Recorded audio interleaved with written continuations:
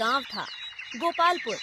उसी गांव में एक यशोधर नाम का किसान अपनी पत्नी रानी के साथ रहता था। यशोधर की पत्नी रानी के चेहरे से लेकर पूरे शरीर पर बहुत सारे फोड़े हो रहे थे, जिस कारण उसे गांव में सब फोड़ों की दुकान कहकर बुलाते थे।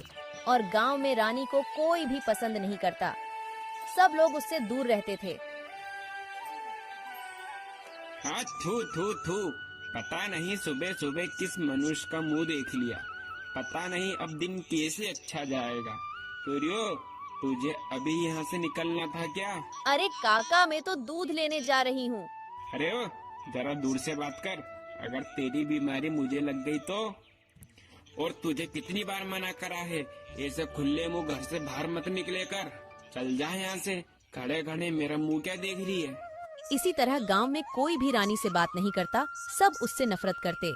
रानी पहले से ही अपने रूप को लेकर दुखी थी और बचे कुचे उसे गांव वाले दुखी कर देते। हे भगवान, पता नहीं कौन से जन्म का पाप इस जन्म में इस रूप में भोगना पड़ रहा है।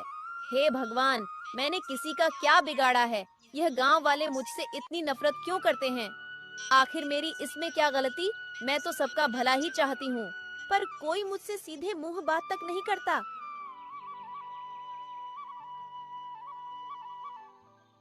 अरे भाग्यवान, आज तुम अकेले अकेले में क्या बड़बड़ा रही हो? अपने कर्मों को कोस रही हूँ, जिस कारण भगवान ने मुझे यह रूप दिया। मेरी इसमें क्या गलती है जो ये गांव वाले मुझसे इतनी नफरत करते हैं? कोई मुझसे सीधे मुंह बात तक नहीं करता और तरह तरह के नामों से चिढ़ाते हैं। अरे तो तुम ये गांव वालों की बातों में क्यों आती हो? ये गांव वाले तो पागल है। अरे ये गांव वाले तो किसी का दुख तकलीफ नहीं समझते। और तुमसे मैं तो नफरत नहीं करता हूँ ना, मैं तो तुमसे बहुत प्यार करता हूँ। और तुम्हें ये गांव वालों से क्या लेना? जब गांव वाले मुझसे नफरत करते हैं, मेरे शरीर का मजाक उड़ाते हैं, तो मुझे बहुत दुख होता है कि ऊपर वाले ने ये मेरे साथ क्या किया। अरे रानी, मैं तुम्हारा दुख समझ सकता हूँ कि तुम्हारे दिल पर क्या बीतती है, मगर कर भी क्या सकते हैं रानी। हमारे पास इतना पैसा नहीं है कि मैं तुम्हारा इलाज कोई अच्छे से वैद्य से करा सकूं। अरे रानी और रानी रानी देखो, अब तो तुम्हारी सबसे पक्की दोस्त सोनम आ गई। ये तो तुमसे बहुत अच्छे से बात करती है ना। जाओ, वो तुम्हें बुला रही है। क्या सोनम, तू ये रानी को क्यों बुला रही है? अरे उस बेचारी रानी को भी हम अपने साथ पानी लेने के लिए ले चलते हैं। तुम्हारा दिमाग तो खराब नहीं हो गया है? वो बदसूरत कलमुही रानी को हम अगर अपने साथ ले गए तो उसकी बीमारी हमें भी लग सकती है। सुजाता, तुम कैसी बात करती हो? तुम एक औरत होकर एक दूसरी औरत का दुख नहीं समझती। अभी रानी की स्थिति ठीक नहीं है। ऐसी स्थिति में हमें उसका साथ देना चाहिए या उससे दूरी बनाना चाहिए? इतने बीच में रानी वहाँ आती है। अरे वाह रानी, आज तो तुम्हारी साड़ी तुम्हारे ऊपर बहुत अच्छी लग रही है। क्या खाक अच्छी लग रही है, बदसूरत कहीं की। चलो रानी, अब हम चलते हैं। इसी प्रकार रानी और सुजाता सोनम के साथ पानी लेने के लिए नदी के पास जाती है। वह जैसे ही नदी के किनारे पहुंचती है, अरे ओ कलमुही, पहले पानी तू मत भरना। पहले पानी मुझे भरने देना, वरना तू पूरे नदी के पानी को गंदा कर देगी। चल हट साइड में। सुजाता ने नदी से अपना मटका भर के सोनम से कहती है। सोनम ला, तेरा मटका भी मैं भर देती हूँ। नहीं, मैं भर लूंगी सुजाता बहन। अरे ला, मैं भर देती हूँ ना। सुजाता ने सोनम से जबरदस्ती उसका मटका भी नदी से भर के उसे दे दिया। रानी, तुम्हारा मटका मैं भर देती हूँ। नहीं सोनम, मैं भर लेती हूँ। ये मटके को जरा बाजू में रख देती हूँ। रानी ने सुजाता का मटके को जरा सा उठाकर बाजू में रख दिया, जिससे सुजाता बहुत गुस्सा हो गई। अरे कलमुही, तेरी हिम्मत कैसे हुई मेरे मटके को हाथ लगाने की? बोल, तुझे मना करा था ना, मुझसे थोड़ी दूरी बनाए रखी कर। अगर तेरी बीमारी मुझे लग गई तो मेरे इतने सुंदर चेहरे का क्या होगा? अब तूने मेरा मटका ही पूरा गंदा कर दिया। सुजाता बहन, में तो अपना मटका भर रही थी, तुम्हारा ही मटका आगे रखा था। केवल मैंने उसको जरा सा उठाकर बाजू में ही तो रखा है। रानी सही तो बोल रही है, तुम्हारा मटका रास्ते में रखा था, उसे निकलने का रास्ता तक नहीं था, इसलिए उसने तुम्हारा मटका बाजू में रख दिया। सोनम, तुम चुप रहो। ये कलमोही फोड़े की दुकान को मैं अच्छी तरह से जानती हूँ। मुझे यह सब पसंद नहीं है ना, इसलिए मेरे मटके को जानबूझकर हाथ लगाया। रुक, तुझे अभी बताती हूँ। सुजाता ने अपना मटका उठाया और नदी में फेंक दिया। और सोनम, सुन लो, तुम भी कान खोलकर, अगर कल से तुम इस कलमुही के साथ आई पानी भरने तो मुझे साथ लेकर मत आना। अरे सुजाता, मेरी बात तो सुनो सुजाता। ओ सुजाता, सुजाता रुको, मेरी बात तो सुनो। रानी बेचारी बहुत दुखी हो रही थी।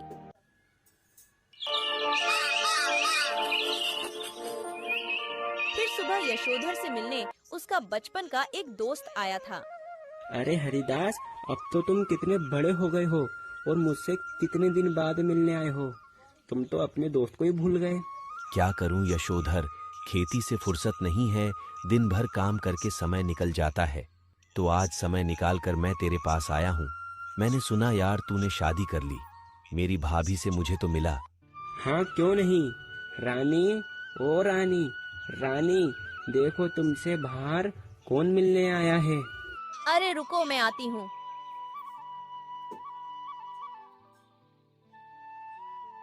रानी, रानी इससे मिलो, ये मेरे बचपन का मित्र हरिदास। हम दोनों एक साथ एक ही कक्षा में पढ़ते थे। रानी को देखकर यशोधर का दोस्त हरिहक्का बक्का रह गया और कहता, यशोधर, तेरी पत्नी के शरीर पर इतने बड़े बड़े फोड़े क्यों हो रहे हैं? हाँ यार, पता नहीं ये फोड़े कैसे हो गए। चल छोड़, रानी तुम हरिदास के लिए चाय बनाकर लाओ। अगर मैंने इसकी हाथ की बनी चाय पी, अगर इसकी बीमारी मुझे लग गई तो मेरा क्या हाल होगा। मुझे अभी जल्दी से जल्दी जाना है। मैं चाय फिर कभी पीऊंगा। ठीक है, मैं चलता हूँ। रानी समझ तो गई थी कि यशोधर का दोस्त चाय क्यों नहीं पी रहा है, मगर वह बेचारी क्या करती। इतने में रानी का पति कहता है, अरे रानी, तुम खड़े खड़े क्या सोच रही हो? आज तुम्हें अपनी सहेलियों के साथ पानी भरने नहीं जाना है क्या? हाँ बस जाती हूँ, सोनम और सुजाता आती ही होगी। हाँ तो जाओ, वो आती ही होगी।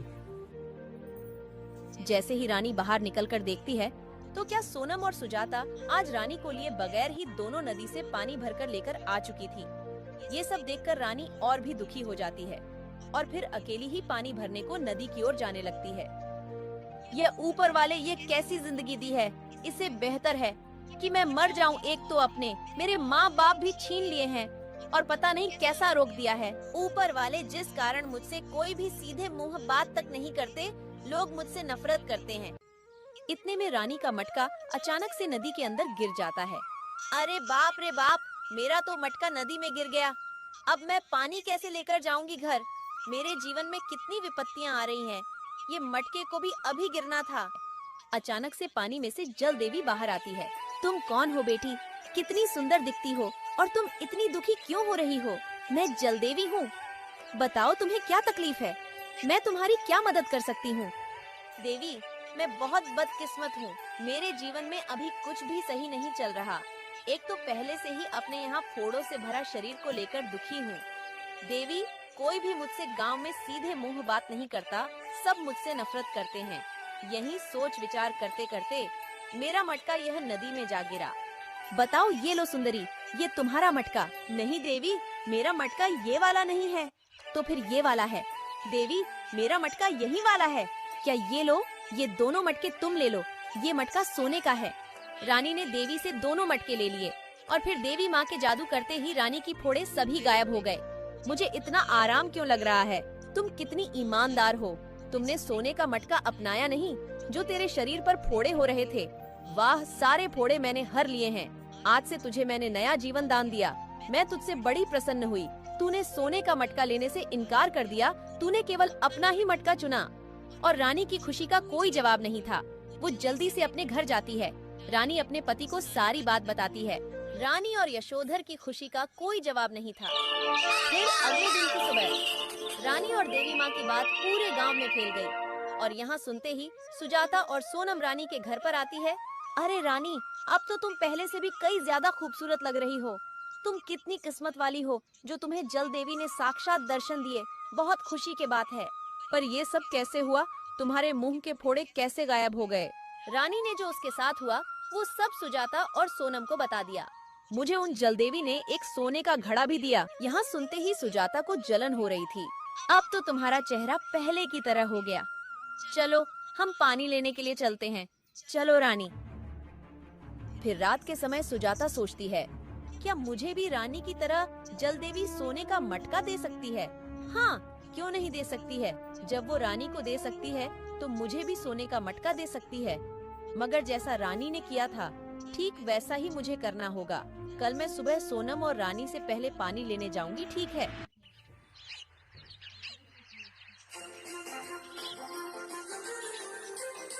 सुजाता रानी और सोनम से पहले पानी लेने के लिए निकल जाती है।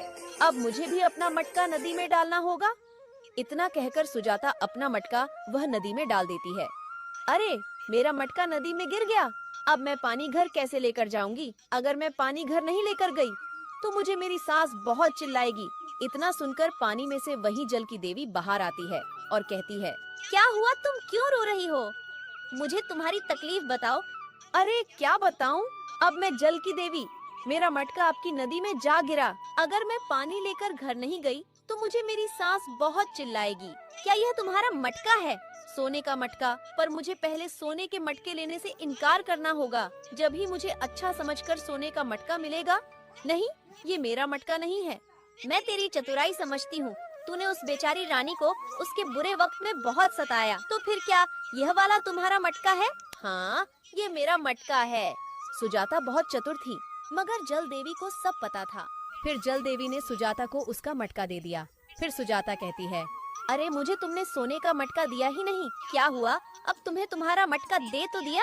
अरे मुझे मटका मतलब आशीर्वाद तो देकर जाओ। ठीक है, देती हूँ। जल देवी ने जैसे ही सुजाता को आशीर्वाद दिया तो जैसा रोग रानी को था वैसा सुजाता को हो गया, और यह देखकर सुजाता चौंक गई। अरे बाप रे बाप, ये क्या हुआ मेरे साथ? ये तो रानी जैसे फोड़े मेरे पूरे शरीर पर हो गए। अरे जल देवी, तुमने तो रानी को सोने का मटका और उसका रोग हर लिया था। तुमने तो मुझे ही रोग दे दिया। ये सब तुम्हारे कर्मों का फल है। रानी का मन में कोई पाप नहीं था, इसलिए उसके साथ कुछ बुरा नहीं हुआ, और मैंने एक सोने का मटका दिया। तुम्हारे मन में पाप है और तुमने उस बेचारी रानी के बुरे वक्त में साथ ना देते हुए उसका ही मजाक उड़ाया। अब तुम्हारा लोग मजाक उड़ाएंगे जब तुम्हें समझ आएगा। इतना कहकर जल देवी वहाँ से गायब हो जाती है और सुजाता बहुत दुखी हो रही थी, अपने किए पर पछता रही थी।